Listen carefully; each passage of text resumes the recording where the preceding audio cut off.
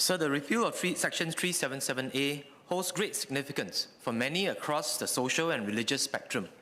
The heated civil discourse and vigorous advocacy speaks to strongly held belief that many hold on this issue. This has been an opportunity for Singaporeans to learn to disagree in a spirited but civil way. I believe that such open debate is a sign of a healthy and functioning democracy. However, in doing so, we cannot lose sight of our shared humanity. I can do no better than to quote Muiz. In response to the repeal of Section 337A, it said that Muslim law, quote, places importance on human dignity, respect, and peaceful relations, unquote. It further said, quote, these values are crucial as we navigate complex social-religious issues today. As Muslims, we should treat everyone with full dignity and respect.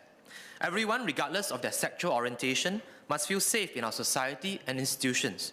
Muslims should uphold the best of character, charity, and compassion in dealing with others, even with whom we disagree, unquote.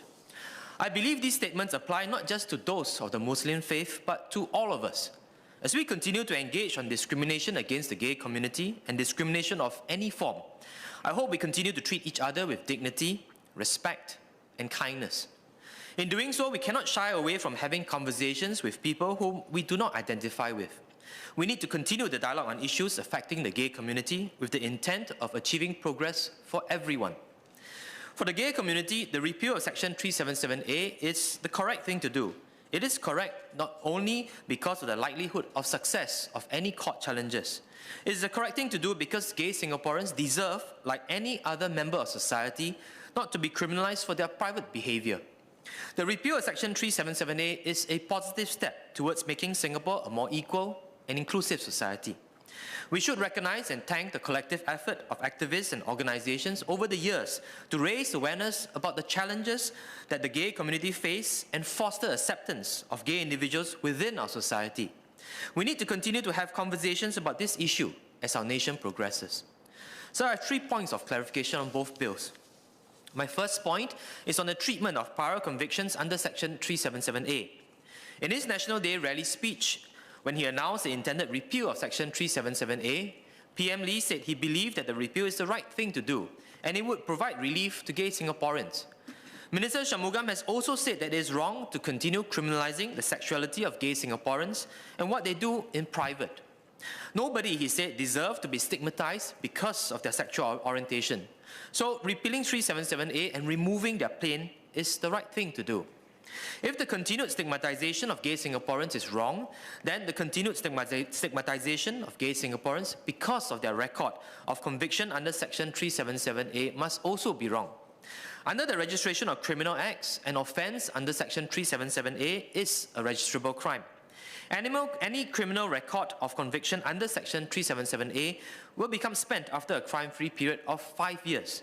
An exception is if the person is disqualified from having their criminal record being spent. As such, this may mean there may be individuals with existing records of conviction under Section 377A because the conviction was within a 5-year period or because the individual is disqualified from having their record being spent. These individuals may, due to the record, remain stigmatized even as we repeal Section 377A.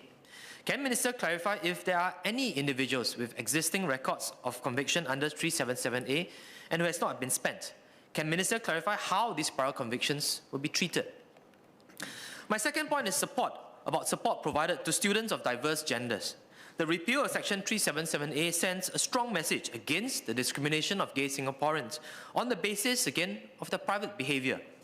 As Minister Shanmugam shared, this legislative step is a significant step in removing stigma on a legislative level and will also go some way in removing hurt.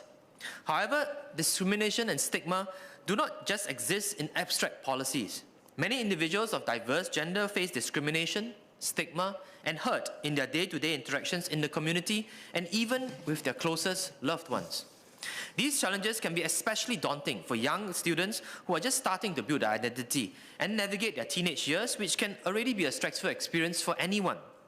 Many surveys, both local and international, show that many individuals of diverse gender experience symptoms of generalized anxiety disorder. Many also experience major